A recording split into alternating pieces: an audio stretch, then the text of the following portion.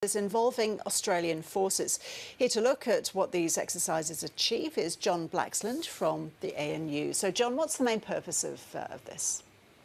Well, Talisman Sabre is the kind of pinnacle combined arms, that is Army and Navy and Air Force, working together to practice the procedures that you would require to use for a serious stoush, a war essentially. And that's essentially, you know, the function of the Defence Force, apart from doing all the nice things we like, you know, helping after cyclones and assisting after bushfires.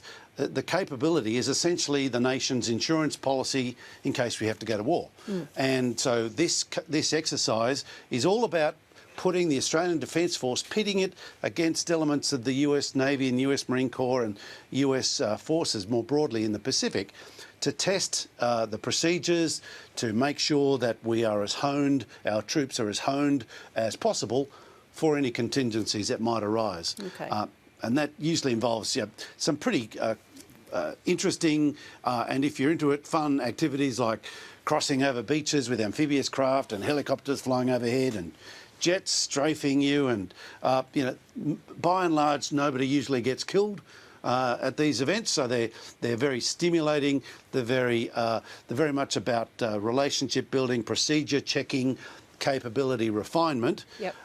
For, you know, as I say, an in extremis prospect should that eventuate at some stage. And this particular exercise happens once every 2 years. Roughly how many joint exercises a year, say, does Australia take part in? Well, there's a handful that we engage with. We do a number of exercises bilaterally with countries in the neighbourhood, and we have, particularly out of Darwin, we have exercises. Usually they're spaced apart from the Talisman Sabre one, but we have troops that, and Army, Navy and Air Force elements that will go to Malaysia, to Singapore, often to Thailand, sometimes to the Philippines and to Indonesia on a good day, to basically go and practice procedures, familiarise each other with each other's equipment and procedures, and essentially also to build relationships so that there's a sense of familiarity with each other in the neighbourhood. You mentioned Indonesia there, John. Does pulling out of an exercise send a strong message? Because Indonesia pulled out of joint exercises with Australia in January. Yeah, look, we've got a pretty prickly relationship with Indonesia, unfortunately. We tend to look at the world, and it's a bit like water and oil. We have to get along. We're neighbours. We both recognise that, and there are institutional links that enable that. But there are, you know, it's a bit like a game of snakes and ladders. There are times when things are looking good and relations improving, and then all of a sudden we take a nosedive.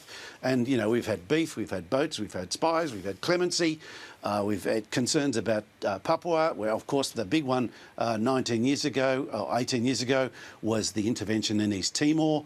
We know the Chief of Defence Force in Indonesia, Gatot Nurmantio, who is actually, you know, he still pretty much resents us for what we did back in 1999.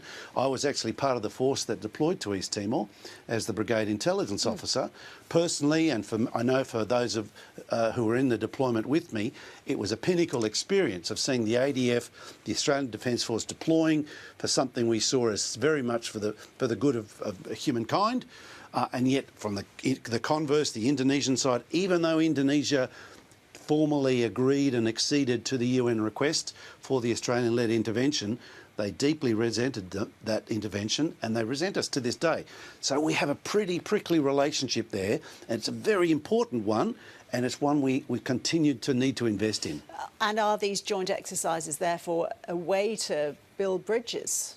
Oh, absolutely. They are absolutely critical to Australian Army, Navy and Air Force soldiers, sailors, airmen and women, and the junior ranks and the senior ranks all having a chance to mingle, to experience what it's like in those cultures, to be exposed to different capabilities and equipment, and just to get to know each other a little bit. So what we've got this network called the Ikahan Network, which is effectively a defence alumni network of people who've come from Indonesia to Australia or vice versa, and that is one mechanism we have for fostering ties and friendship between Indonesia and Australia.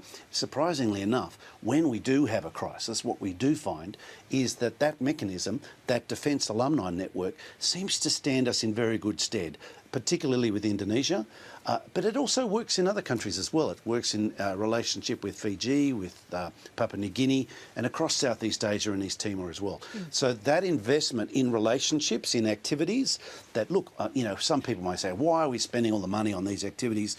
There's no war on the horizon.